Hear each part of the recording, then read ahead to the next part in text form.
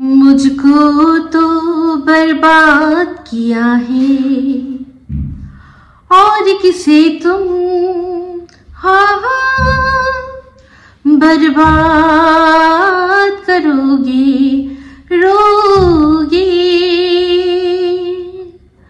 फरियाद करोगे मेरी वफाएं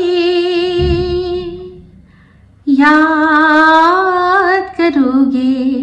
वेलकम टू टॉक ঝাল মিষ্টি উইথ ইপসিতা। আমি ইপসিতা, এখানে নো গালাগালি, নো কিস্তি, অনলি মস্তি। তো আজকের ভিডিওর শুরুতেই যে গানটা করলাম, কার জন্য করলাম? অবশ্যই টিনের জন্য। এই গানটা একটা না একটা সময় ভাববে মনে মনে, এই গানটা গাইছে যদি মানে আমি এটা সন্দীপের হয়ে টিনকে ডেডিকেট করলাম। কারণ সত্যি কথা বলতে বরবাদ করেছে ওর ভালোবাসাকে। তো গতকাল যে ভিডিওটা দিয়েছিলাম টিনের যে মামা বাড়ির ভিডিওটা দেখে, যেখানে অসুস্থ দিদাকে ফেলে রেখে মোচ্ছব করতে বেরিয়ে গেছিল কৃষ্ণনগরের যে মেলাতে, ঠিক আছে? তো এই যে আমি বলেছি না একটা কথা, বারবার আমি বলি যে টিন মুখ খোলেই মিথ্যে কথা বলার জন্য। আজকাল ও মুখ খোলেই মিথ্যা কথার জন্য, আজকাল না, এখন যদি মানে দেখতে হয়, ফিরে যদি দেখতে হয় ওর জার্নি, তাহলে পুরোটাই মিথ্যে ছিল। আজ দাঁড়িয়ে ও যে কথাগুলো বলছে যদি সেগুলো সত্যি হয়, তাহলে এতদিন যাবৎ 5 বছর ধরে মানে ওর বিবাহিত জীবন যেটা ও আমাদের সাথে শেয়ার করেছে, মোটামুটি 3 বছর তো হয়েই গেছে। তো সেই 3-4 বছর ধরে যেটা আমাদের সাথে শেয়ার করেছে সেই সমস্ত কিছু কিন্তু মিথ্যে।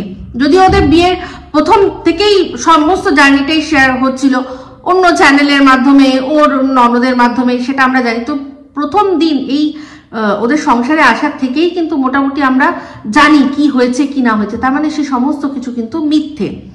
তো সেই জন্যই বললাম। তো আগের দিন যে ভিডিওটাও করেছিল, লাস্ট যে ব্লগটা ওর দিয়েছিল, সেখানে একটা কথা কি বললো যে এই যে মেলাতে যে গেছিল তার পাশেই চার্চ, ঠিক আছে? সেই চার্চে ওরা যেতে পারলো না কেন? কারণ 7টা বেজে গেছে, চার্চ বন্ধ হয়ে গেছে। তো আমি ধন্যবাদ জানাবো আমাদের এই পরিবারই একজন আছেন, তিনি আমাকে একটা স্ক্রিনশট পাঠিয়েছেন। সেটা হচ্ছে গিয়ে এই চার্চের কখন খোলা থাকে আর কখন বন্ধ হয় তার টাইমিংটা। সেই টাইমিং দেখে আমি বুঝলাম যে মোটেও 7টায় বন্ধ হয় না, রাত 9টাতে বন্ধ হয়। তো আমি স্ক্রিনশটটা আপনাদের সাথে শেয়ার করে দেবো, আপনারা টাইমিংটা দেখে নিন। তো তাহলেই বুঝতে পেরে যাবেন যে এই কতটা বড় মিথ্যে কথা বলে। এ হয়তো গিয়ে পৌঁছেছিল, তখন হয়তো 9টা বেজে গেছিল, সেই জন্যই গিয়ে দেখতে পারিনি আর কি, চার্চে ঢুকতে পারিনি। হ্যাঁ, কিন্তু বা হয়তো ও পৌঁছেছে অথচ দেখতে চায় না, দর্শন করতে চায় না, সেটাকেই এরকম ভাবে বললো যে আমি পারলাম না, যে আমি গিয়ে দর্শন করতে পারলাম না। কোনটা সত্যি? যদি টাইমিং এর কথা বলে থাকে তাহলে টাইমিং এর কথাটা ভুল। ও মানে বলেছে যে 7টা বেজে গেছে সেই জন্য আমরা ঢুকতে পারিনি, কিন্তু 7টায় বন্ধ হয় না। যদিও 7টার পরে ঢুকে থাকে, পৌঁছে থাকে, তাও কিন্তু 9টা অবধি অ্যাটলিস্ট খোলা আছে, দেখতেই পারতো। হয় ও 9টার পরে পৌঁছেছে, আর নয় ও পৌঁছেছে খোলা ছিল তখনই, কিন্তু ওর ইচ্ছা হয়নি তাই ও যায়নি, বা ও গিয়ে পৌঁছেছে খোলা ছিল, ওর ইচ্ছা হয়নি তাই জন্য ও যায়নি, সেটাকেই ও চার্চ বন্ধ সেরকম ভাবে চাপিয়ে দিল। তো এই যে বলেছি না আমি যে ঈশ্বরের সাথে চালাকি কিন্তু চলে না। তুমি নিজের মনে মনে যাই করো, যেটাই করো, তুমি যদি ভাবো, মনে করো যে ঠাকুরকে তুমি একটা কোনো কমিটমেন্ট করলে বা ঠাকুরের কাছে কিছু বললে, তারপর তুমি ধরো সেটা রাখতে না পারলে, তুমি কিন্তু ভেবো না যে অন্য লোকে কি ভাবলো। তুমি নিজের মনকে বলো যে আমি ঠাকুরের সাথে কি কমিটমেন্ট করেছিলাম, আমি ঠাকুরকে কি বলেছিলাম, সেটা নিয়ে চিন্তা করো। অন্য লোকে কি বলবে, বা এই যে ও হয়তো ভাবছে যে এই যেখানে এসছে, যদি এখন চার্চটা না দেখাই, দর্শকরা হয়তো ভাববে কি হলো, তুমি চার্চে গেলে না, সেই জন্যই ও চার্চের বন্ধ হয়ে গেছে সেটার একটা বাহানা দিল। তো সেই জন্য দেখুন আমার থ্রু দিয়েই হয়তো সেটা সবার সামনে আসতে হতো, তাই জন্যই সেই রকম একটা টাইমিং এ স্ক্রিনশট আমার কাছে পাঠিয়ে দিল। আপনাদেরই মধ্যে একজন, যেখানে আমি পরিষ্কার বুঝে গেলাম যে ও হয় মিথ্যে কথা বলছে, দেরি করে পৌঁছেছে, আর নয় ও যেতেই চায়নি। তো বুঝতে পারছেন, আমি যে বলি কথাগুলো খারাপ কিছু বলি না। তো যাই হোক, এই টিনের একজন খুবই একটা ভাইরাস আছে, হ্যাঁ, ভাইরাস ভিউয়ার্স, যেমন মানে সে ভিউয়ার্স রীতিমতো ভাইরাস, কারণ তার মানে সারাক্ষণ যে জিনিসটা মানে এই ব্লগিং এর মধ্যে বা এই ভিডিওর মধ্যে বা এই চ্যানেলের মধ্যে কমেন্টের মধ্যে উনি এমনভাবে জুড়ে থাকেন, কোনো মানুষ যার কিনা সংসার আছে, যার কিনা আরো অন্যান্য কাজ আছে, অন্য কোনো লাইফ আছে, সে ওরকম পারবে না। তাকে আপনি যদি একটা কমেন্টের উত্তর দেন, সে সারাদিন বসে আপনাকে কমেন্টের মাধ্যমে এন্টারটেইন করতে পারবেন। তো ইনি মানে এটা সাধারণ মানুষের পক্ষে সম্ভব নয়। তো উনি মানে একেবারে ভাইরাসের মতো, ভাইরাস যখন আমাদের শরীরে কোথাও আটকায় যেন একদম পুরোপুরি আটকে থাকে, যতক্ষণ না ওষুধ দিয়ে বা কিছু দিয়ে নির্মূল করা হয় ততক্ষণ হয় না। তো উনিও সেরকম। তো ভিউয়ার্স কাম ভাইরাস উনি, আমি নাম নেব না। আমার চ্যানেলে ওনার কমেন্ট আমি জল করে রেখে দিই, যারা মনে করবেন আমার কথা শুনে রিলেট করবেন দেখতে পারেন খুঁজে। তো উনি আমাকে, আমি যে আগের দিন ভিডিওর মধ্যে বলেছিলাম এই টিনদের ফ্যামিলি সম্পর্কে, যে এরা মেয়েদের এডুকেশনের ওপর কোনো ধ্যান দেয় না, এরা মেয়েগুলোকে আগে ভাগেই বিয়ে দিয়ে দেয়, আন্ডার এজে বিয়ে দেয়, আন্ডার ডেভেলপ অবস্থায় বিয়ে দিয়ে দেয়। হতে পারে এজ হয়ে গেছে, কিন্তু অনেকেই যাদের দেখলাম তাদের মধ্যে আন্ডার ডেভেলপ তাদের চেহারা, সেই অবস্থাতে পড়াশোনা মানে না করিয়ে বিয়ে দিয়ে দেয়। তো সেক্ষেত্রে উনি আমায় বললেন যে আমাকে বলেছেন যে তুমি কি ন্যাকা, তুমি জানো না যে গ্রামের দিকে কি হয়, গ্রামের দিকে মেয়েরা যখন পড়াশোনা করতে পারে না তখন তাদের বিয়ে দিয়ে দেওয়া হয়। হ্যাঁ, তো সেক্ষেত্রে আমাকে বলেছে যে তোমার মালিক সন্দীপ, মানে সন্দীপের কথা বলেছে, আমার নাকি মালিক সন্দীপ। তো ঠিক আছে, ওনার বক্তব্য অনুযায়ী আমি এখানে কিচ্ছু মানে অপোজও করবো না, তো তার যদি মনে হয় তো তাই।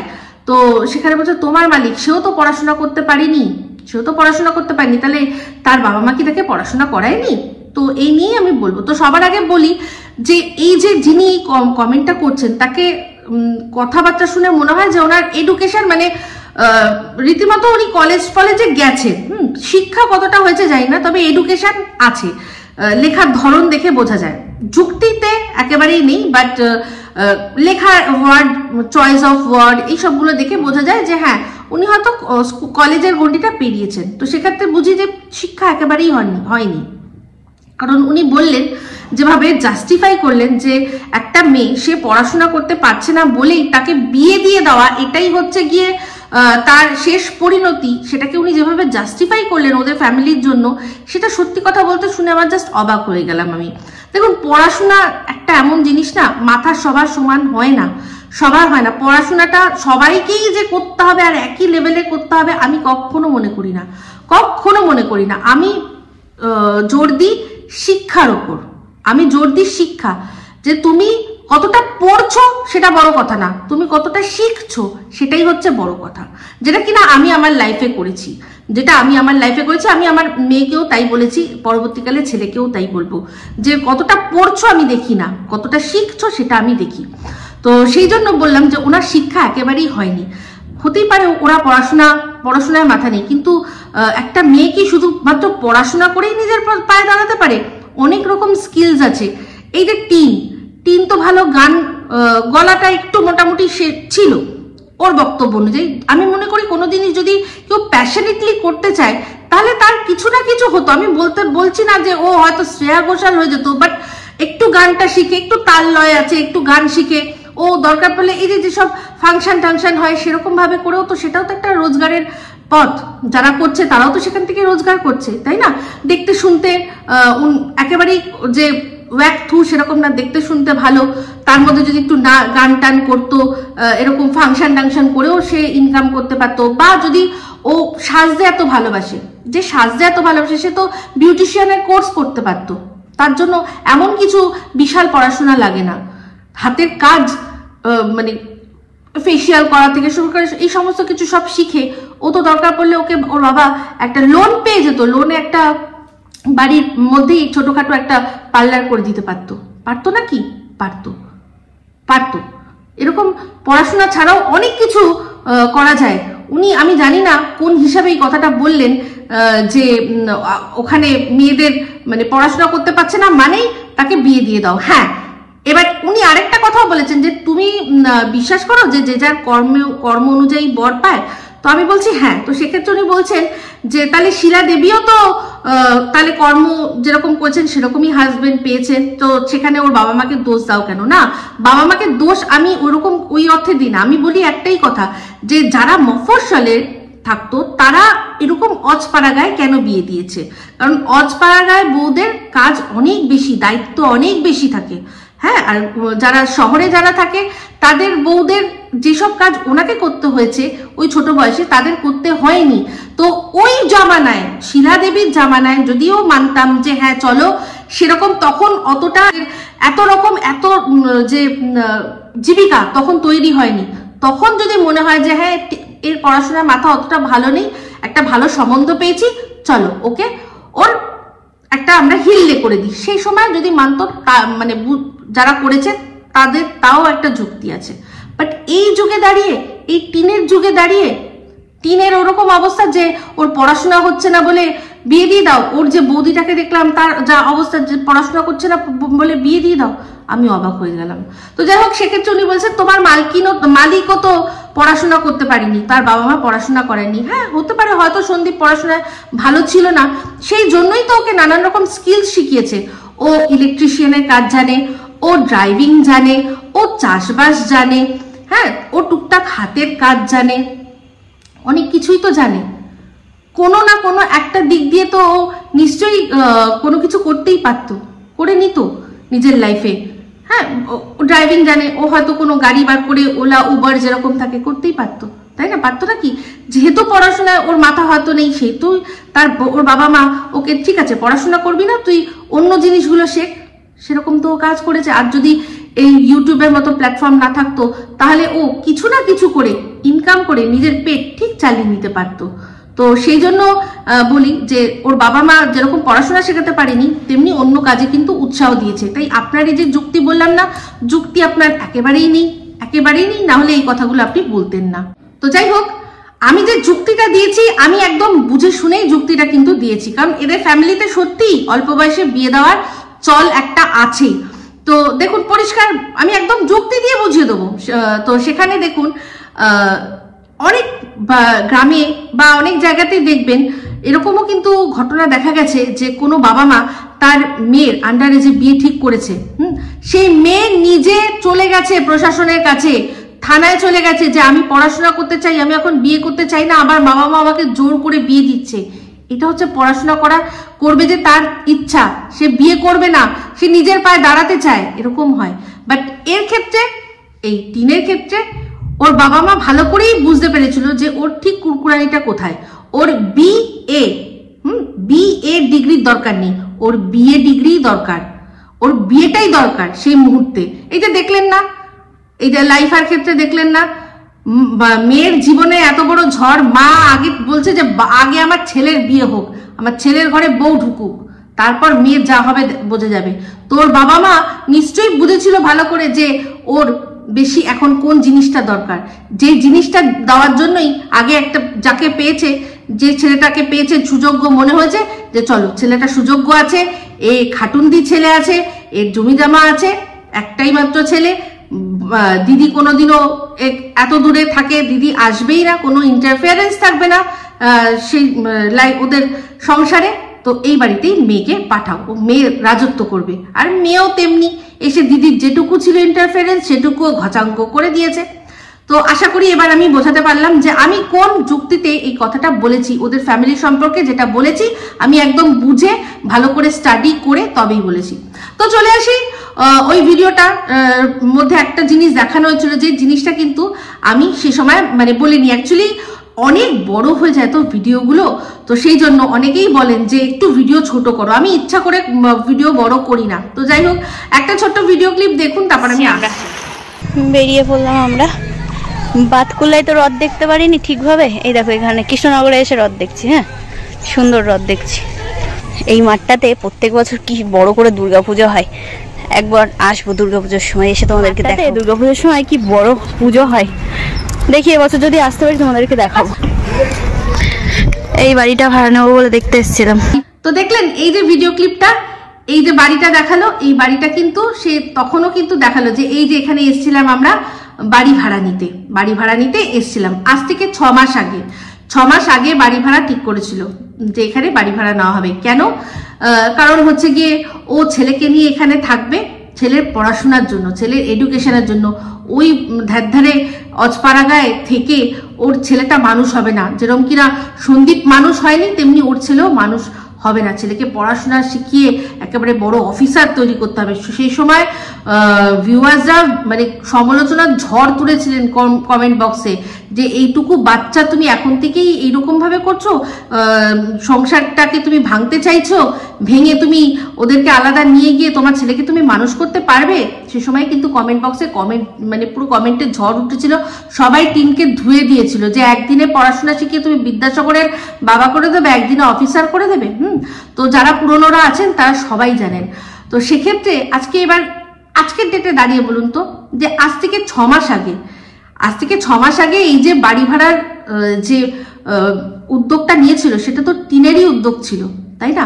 তাহলে আজ যখন এই ভিডিওর মধ্যে বলতে পারলো যে এই বাড়িটা এখানটা আমরা ভাড়া নিতে এসেছিলাম, ও যখন এই কথাটা বলতে পারলো, তাহলে তার উদ্দেশ্যটাও ওর বলে দেওয়া উচিত।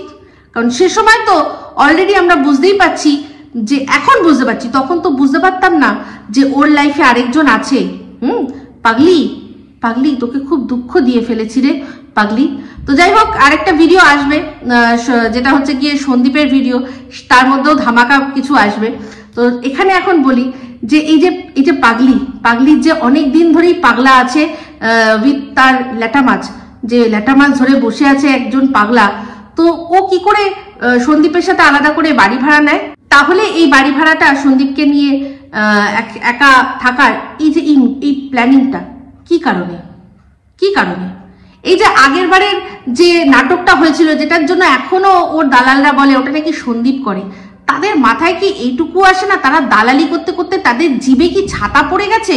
তারা এটা বোঝে না যে সন্দীপের এখানে কোনো মানে আলাদা মানে নাটক করার কোনো রাস্তাই নেই। নাটকটা ওই করেছিল, চর্চায় ওই থাকতে চেয়েছিল, আর সেই চর্চায় থেকে নিজের যে প্ল্যানিংটা আছে সেটা সম্পূর্ণ এক্সিকিউট করে সন্দীপকে সবার চোখে ছোট করে, সবার চোখে একেবারে নিচে নামিয়ে দিয়ে ও বুক ফুলিয়ে অন্যের সাথে এখন থাকতো। কিন্তু ভগবান, তার প্ল্যান অন্যই। সে তো শুধু জানে যে কে সত্যি বলছে, তার সাথ দেয়। মানছি এটা কলিকাল, তার সত্ত্বেও কিন্তু সততার দাম এখনো আজকের ডেটেও আছে। তাই বলছি যে ভাবুন তো, আজকে যদি সন্দীপ কোনোভাবে ওর সাথে আলাদা থাকতো, তো তারপরও কি না কি ও করতে পারে। যে মেয়েটা চোখের ওপর আমরা দেখতে পাচ্ছি একজনের ওপর দোষারোপ করছে, মানে তার শাশুড়ির ওপর ও বলছে যে শাশুড়ি নাকি ওর সাথে কি না কি করতে চেয়েছিল, উইদাউট এনি প্রুফ, যেখানে কিনা ওর প্রুফ আছে ও অন্য একজনের সাথে মানে প্রথমে ভার্চুয়ালি, তারপর এখন মানে রিয়েলি সম্পর্কে যুক্ত। সেই সম্পর্কের কথা স্বীকার করে নিয়েও ওখানে বসে দূর থেকে একটার পর একটা মিথ্যের জাল বুনে যাচ্ছে। সেই মেয়েটি আজকে কি করত? আর তার মধ্যে নিশ্চয়ই যে যার হাতও ধরেছে তার নিশ্চয়ই প্ল্যানিং ছিল। নালে চিন্তা করুন, যেদিন ওর সাথে অশান্তি হলো, যেদিন ও ধরা পড়লো, তারপরেই দেন অ্যান্ড দেয়ার কি করে সেই মানুষটি মুম্বাই থেকে চলে আসতে পারে? যদি এটা পূর্ব পরিকল্পিত না হয়, জানি না কি পূর্ব পরিকল্পনা ছিল। হয়তো সন্দীপ কৃষাণু আজ হয়তো হারিয়েই যেত, যদি সত্যি ওর কথা অনুযায়ী ওকে বিশ্বাস করে যদি ওর সাথে ও বেরিয়ে আসতো। আজ মা বাবার ছত্রছায়া ছিল বলেই, তাদের আশীর্বাদের জন্যই সন্দীপ আজ এখনো নিজের জায়গাটা সুন্দর করে শক্ত করতে পেরেছে, আগের চেয়ে আরো বেটার করতে পেরেছে। তো এখানে অনেক মানুষই নতুন আছেন যারা কিনা ওদেরকে অনেক দিন থেকে জানেন না, ঠিক আছে? তো এই যেহেতু সেই সময়কার ওদের মধ্যে ভিডিওর মধ্যে কি কথোপকথন হয়েছিল সেই সমস্ত সম্পর্কে আমাদের মানে আমার অ্যাটলিস্ট একটু মোটামুটি আইডিয়া আছে। তো সেই জন্য আমার যেটা মনে হচ্ছে সেই কথাগুলোই আমি আপনাদের সাথে শেয়ার করছি, যে প্ল্যানটা অ্যাকচুয়ালি কি ছিল। ভালো করেই জানেন এই যে কবিতা চোর, সেই কবিতা চোর কিন্তু তাকে কিন্তু অনেকদিন আগের থেকেই ওর লাইফের সম্পর্কে অনেক ইম্পর্টেন্ট কথা বলেছে। কি না ওর বরের সাথে ওর সেরকম ফিজিক্যাল কোনো রিলেশন নেই, ওর বর বিছানায় অপারগ, ঠিক আছে, ওর মান্থলি 1 লাখ টাকার উপর ইনকাম, এরকম অনেক তথ্য ও দিয়ে রেখেছিল। তো তার সাথে সমস্ত কিছু প্ল্যানিং হয়েছিল। এই যে ধরুন আজকে যখন এখানে ভাড়া নিত, কথা হয়েছিল কি যে শনিবার, এরকমই ওদের মধ্যে হয়তো একটা আলোচনা হয়েছিল যে ওরা সপ্তাহে প্রত্যেক দিন এখানেই থাকবে, আর স্যাটারডে সানডে সন্দীপ কৃষাণুকে নিয়ে ওর দাদু ঠাকুমার সাথে থাকবে।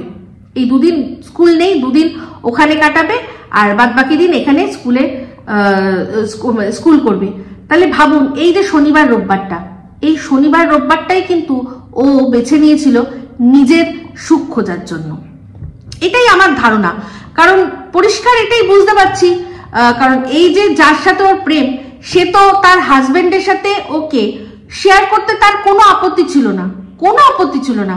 হাজবেন্ডের মতো আছে আর ও ওর মতো আছে, এমনিতেই ও ভালো করেই জানে, ওই বলেছে যে হাজবেন্ডের সাথে কোনো রিলেশন নেই, ওর শাশুড়ি ওদের ঘরের মধ্যে একসাথে থাকে। তো সেও জানে যে তাহলে এ এখন আমারই, এই আমার প্রতি ভালোবাসা, আমার সাথেই সমস্ত কিছু। তো সেও আগের থেকেই আটঘাট বেঁধে রেখেছিল যে তুমি একবার আমাকে ডাকবে আর আমি টুক করে চলে আসবো। কারণ ওর তো এমন কোনো চাকরি নয় যেটার জন্য প্রপারলি রেজিগনেশন লেটার দিয়ে সেখান থেকে কনসার্ন নিয়ে তারপর আসতে হয়, সেরকম তো কোনো ব্যাপার নেই। তো সেই জন্যই আগে একবার বলেছে, চলে এসছে।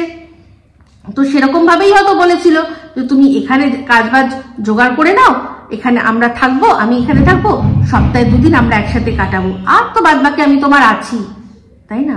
এইটাই হয়তো ওদের মধ্যে প্ল্যান ছিল। সেই জন্যই এক ডাক দিয়েছে আরো চলে এসছে। আর সে চলে এসে দেখুন এখানেই কাছাকাছি কাজও কিন্তু জুটিয়ে নিয়েছে। তো এই মানে এদের প্ল্যানটাই এরকম ছিল, ভালো করে গুছিয়ে ইউটিউব থেকে পুরো টাকা পয়সা ভালো করে গুছিয়ে নিয়ে তারপর যা করার করবে, তারপর সরাসরি লাঠিটা মারবে, যেরকম ভাবে যা করার করবে। তখন তো বুঝতে পারিনি এই যে এখন অনেকগুলো টাকা বাড়ির পেছনে খরচা করেছে, হয়ে গেছে। দেখবেন প্রথম দিকে বাড়ি তৈরির জন্য টিনের মনে যে উচ্ছ্বাসটা ছিল, সেটা কিন্তু পরবর্তীকালে আস্তে আস্তে চলে যাচ্ছিল। তখন ওর মনে হচ্ছিল যে কেন এতগুলো টাকা এখানে ইনভেস্ট করা হচ্ছে, ওর কিন্তু এই জিনিসগুলো মনে হচ্ছিল। তো এই জিনিসটার থেকেই বুঝতে পারি যে ওর আসলে মনে কি ইচ্ছা ছিল। তো জানি অনেকেই আছেন, অনেকের মনে অনেক রকম প্রশ্ন উঠবে, যারা পুরনো দেখছেন তারা, যারা নতুন তারা হয়তো এটা বলতে পারেন যে কেন ও তো শ্বশুরমশাইকে নিয়ে যেতে